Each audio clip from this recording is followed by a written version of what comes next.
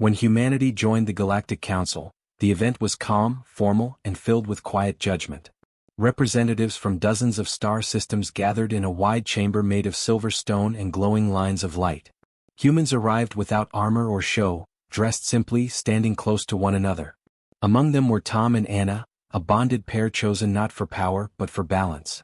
They walked side by side, not speaking much, yet always aware of each other's presence. Alien observers noticed this immediately. They did not understand why two individuals would move as one without any visible command structure. The aliens had studied thousands of species. Every known civilization followed patterns.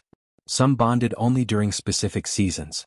Others were assigned partners by councils to ensure genetic strength. A few did not bond at all, choosing efficiency over emotion. Humans fit none of these models.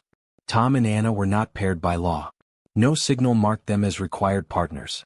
Yet they stayed close, sharing small gestures that meant nothing to alien sensors but everything to them. A slight nod. A quiet smile. A shared pause before speaking. The observers recorded confusion. Human bonding appeared random. It lacked regulation. There were no visible genetic checks or population plans. From a distance it looked careless. The council analysts flagged this behavior as inefficient. Emotional attachment, they believed, created weakness. It slowed decision-making. It increased risk. Tom and Anna were logged as examples of unnecessary closeness. Still, the aliens continued to watch. Tom was assigned to assist with environmental systems during the first human integration tests. Anna worked in communications. Their roles were separate, yet they often met between sessions. They spoke about small things. Food. Home. The long journey across space. None of it seemed important. The observers almost ignored these moments. Almost. Because despite the lack of purpose, Tom's stress levels dropped whenever Anna was near. His performance improved.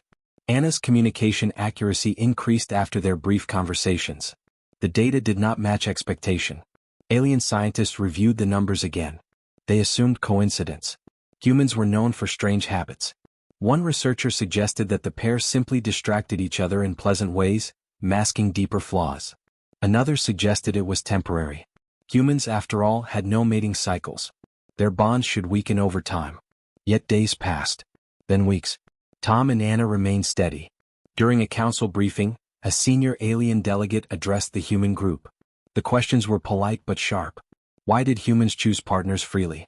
Why was there no oversight? Why allow emotional bonds to influence duty? Tom did not answer. Anna did not either. A human coordinator explained instead. Humans valued choice. They believed trust grew from freedom. Bonds formed not because they were required, but because they were chosen again and again.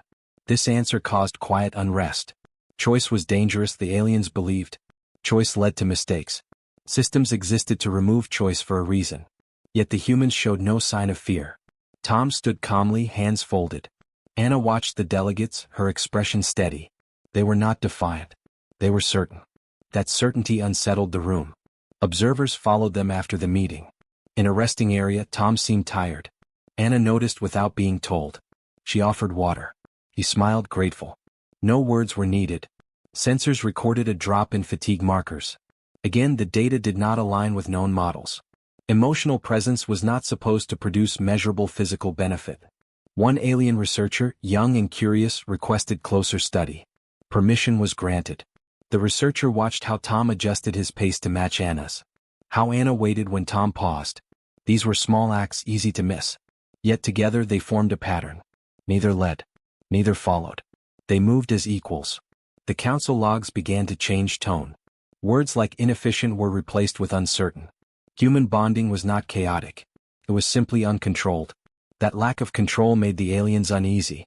They preferred structure. Humans preferred connection. Tom and Anna did not see their bond as special. To them it was normal. That normality made it stronger. When asked privately why they stayed together, Tom answered simply. Life was easier when shared. Anna added that fear felt smaller when someone else stood beside you. The alien researcher noted the statements, unsure how to classify them. Fear reduction through companionship was not listed in any known survival strategy. As humanity's integration continued, Tom and Anna remained under quiet watch. They did their work well. They followed rules. They caused no trouble. Yet their bond challenged everything the Galactic Council believed about progress. The aliens could not yet see the full truth. But something had shifted.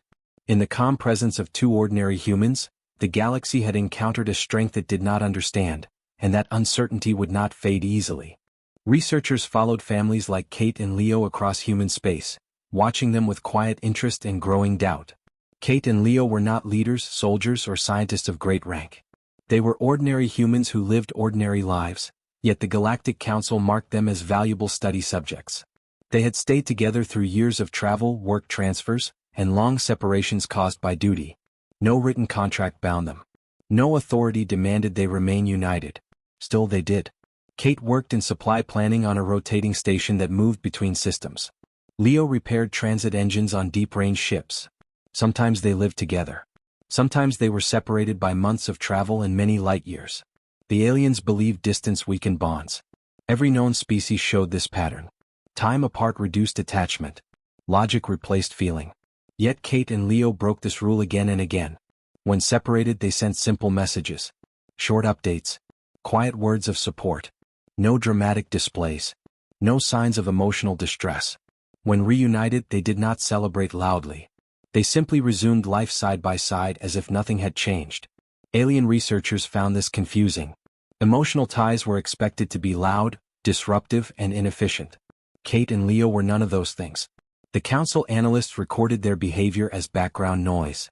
Emotional loyalty, they believed, distracted from duty. It pulled focus away from survival goals. One report stated that humans wasted mental energy on personal bonds.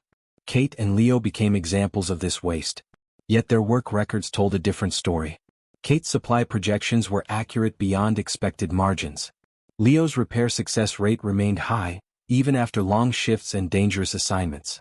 The aliens searched for errors in the data. They assumed human emotions created hidden stress. They looked for signs of decline. They found none. When Kate worked late hours, Leo adjusted his schedule to match her rest cycles, even from afar. When Leo faced a risky repair mission, Kate's messages grew more frequent, calm, and focused. Stress levels dropped on both ends. One researcher suggested coincidence. Another suggested learned behavior from early social conditioning. Still, the pattern continued. Kate and Leo did not compete. They did not weaken each other. They seemed to share strength without effort. The aliens lacked language for this kind of balance. During a scheduled evaluation, Kate was asked why she stayed bonded without obligation. She answered simply.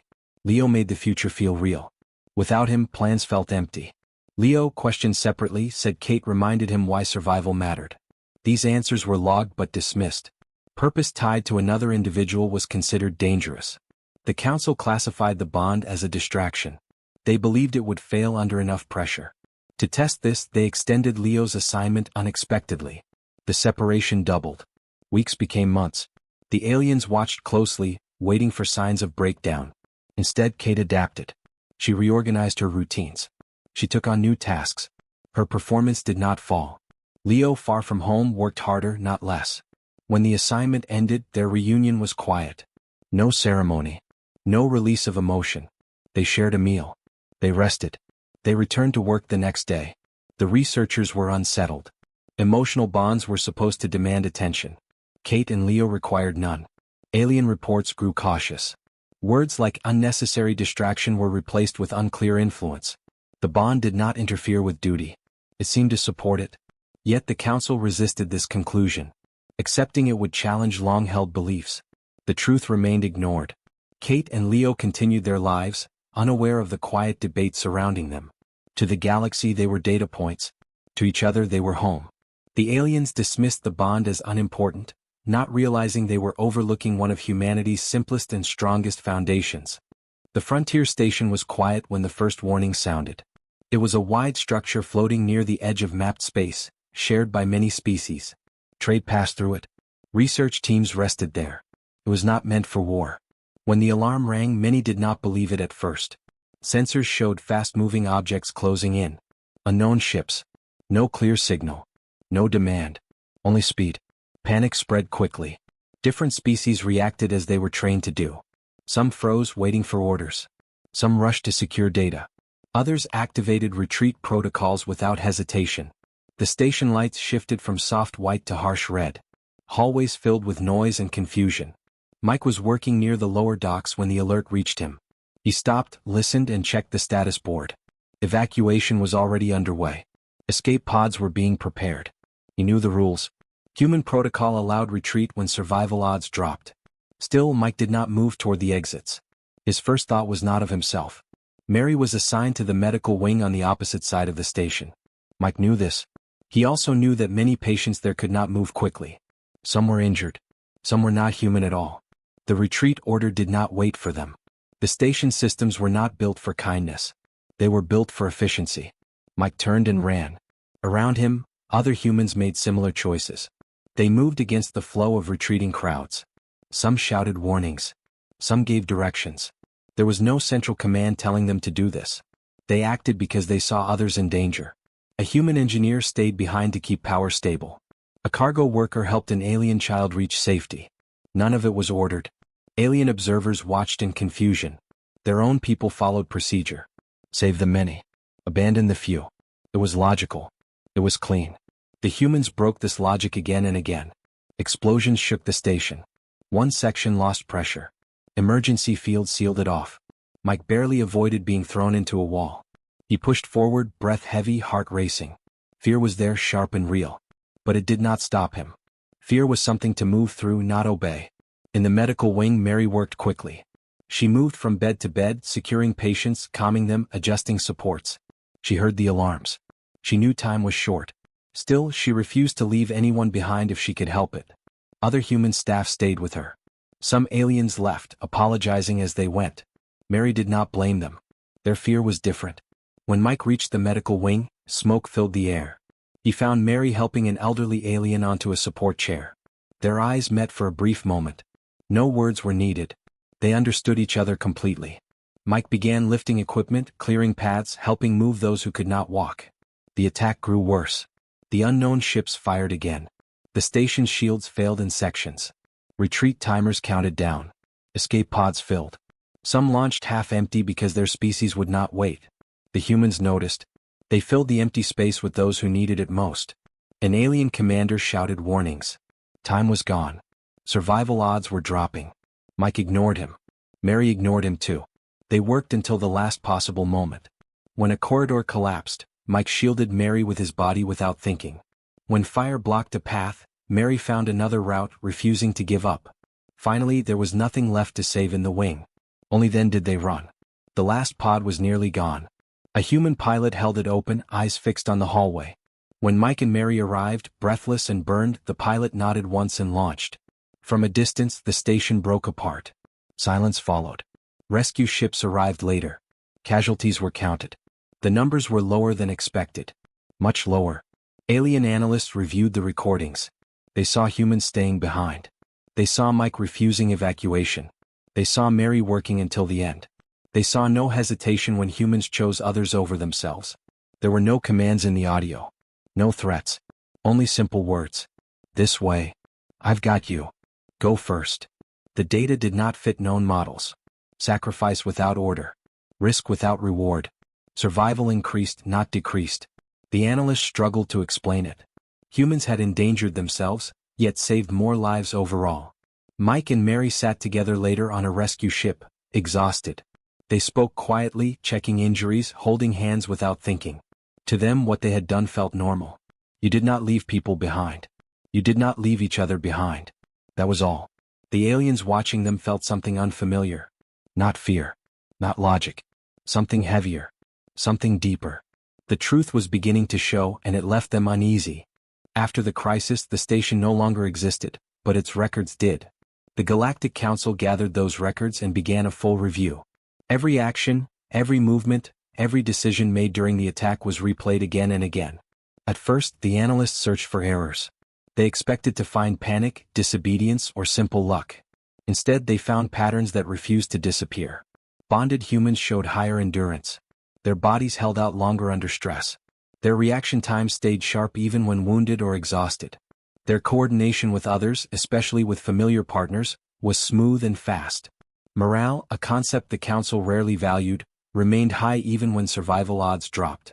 The numbers were clear. The data was undeniable. This result caused deep concern. For centuries, the Council believed emotional attachment weakened judgment. Bonding was tolerated only when controlled. Humans had ignored this wisdom, and yet they had performed better, not worse. Many council members resisted the conclusion. They demanded further questioning. Anna was called to speak. She stood in a quiet chamber, facing beings of many shapes and colors. Some watched with open curiosity, others with doubt. Anna was calm. She did not see this as a trial. To her, it was simply a conversation. They asked her why humans formed bonds without regulation. Why they stayed with partners through loss, danger, and fear. Why they risked their lives during the attack when retreat would have been logical. Anna listened carefully. Then she spoke in simple words. Humans did not choose partners to avoid pain, she said. Pain was part of life. Everyone knew that. Humans chose someone to face it with. Someone who would stand beside them when things went wrong. Someone who made fear feel smaller even when it was still there. The room was silent. The council members expected complex answers. Philosophy, biology, strategy. Anna gave them none of that. She spoke as if the answer was obvious. As if it had always been obvious. They asked if this bond made humans reckless. Anna shook her head. She said it made them careful in a different way. Humans protected each other, so they planned for the future. They endured more because giving up meant leaving someone behind. One alien analyst pointed out that humans had risked themselves for strangers as well. Anna agreed. She said bonds taught humans how to care. Once learned, it spread. You did not need to know someone to refuse to abandon them. This idea disturbed many listeners. Care without ownership. Sacrifice without command. These concepts had no place in their models. More humans were questioned. Tom spoke about staying calm because Anna was nearby. Kate explained that Leo's presence made hard choices easier, not harder. Mike said he did not think during the attack. He simply moved toward danger because others were there. Mary added that humans were not fearless. They felt fear fully. But fear did not control them when they were not alone. The council compared these words with the data. The match was exact. They saw how bonded humans shared workload without instruction. How they read each other's movements. How they covered weaknesses naturally. When one faltered, the other compensated. This reduced failure. Increased survival. Increased success. Alien species relied on systems. Humans relied on people. A long debate followed. Some council members argued that humans were dangerous. That emotional bonds could not be controlled. That such behavior could spread instability. Others argued the opposite. That ignoring this strength would be foolish. During this time, humans continued their work. They repaired ships. Rebuilt stations. Helped other species recover. Always in small groups. Often in pairs. Always connected. Observers noted something else. Humans recovered from loss faster when they had someone beside them.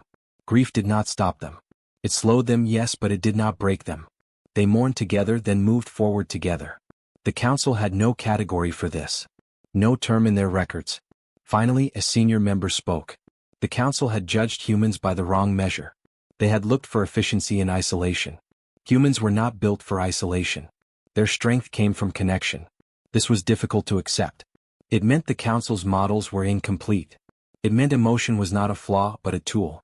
Anna was informed of the conclusion. She listened politely. She did not celebrate. To her, nothing had changed. Humans had always known this truth. They lived it every day. As the council updated its records, a quiet shift began. Some species asked to study human bonding more closely. Others observed from a distance. A few tried carefully to form voluntary partnerships of their own. The galaxy did not change overnight. But something had been set in motion. The truth left the aliens unsettled. Humans did not survive because they avoided pain. They survived because they faced it together. The changes did not happen in public. There was no announcement across the stars. No grand speech. The Galactic Council worked quietly as it always had when its foundations were shaken. Old records were reopened. Long-held assumptions were reviewed line by line. Words were removed. New ones were added. Human mating traditions were no longer marked as primitive behavior. They were listed under adaptive strengths. For many council members, this was difficult. Their civilizations had survived by removing emotion from decision-making. Efficiency had been their highest value. It shaped their cities, their armies, their families. To admit that humans had found strength in something so unmeasured felt like admitting weakness in themselves. Yet the evidence could not be ignored. Every conflict involving humans showed the same pattern. Units with strong personal bonds held together longer. They broke less often. They recovered faster. When supply lines failed, humans shared. When leaders fell, Others stepped forward without confusion. Commitment filled the gaps where systems failed. Alien observers returned to watching human life, this time with different eyes. They saw Tom and Anna walking through a rebuilt station, speaking softly about repairs and schedules. They noticed how decisions flowed easily between them. No arguments. No struggle for control. Just trust. They saw Kate and Leo reunited after another long separation, not with loud emotion but with calm certainty. They adjusted their plans together, already thinking ahead. Mike and Mary were observed training new rescue teams. They taught skills, yes, but more than that, they taught awareness. Watch each other, Mike said. Don't leave anyone behind, Mary added. These lessons were not written in manuals. They were passed through example. Some alien species began small experiments. Not mating, not reproduction. Just voluntary partnerships. Two individuals working closely, choosing to stay connected. At first it felt strange. Uncomfortable. Without contracts there was fear of failure. But over time results appeared. Stress lowered. Cooperation improved. Decision-making became smoother. The council recorded these results with care. Still, many resisted. Commitment felt dangerous. What if bonds broke? What if loss caused collapse? Humans were asked this directly. One elder human answered simply. Bonds always carried risk. That was why they mattered. If there was no risk, there was no strength. This answer stayed in the council's memory. A new crisis came months later. Not an attack but a system failure. A trade route collapsed. Supplies were delayed. Panic threatened several worlds.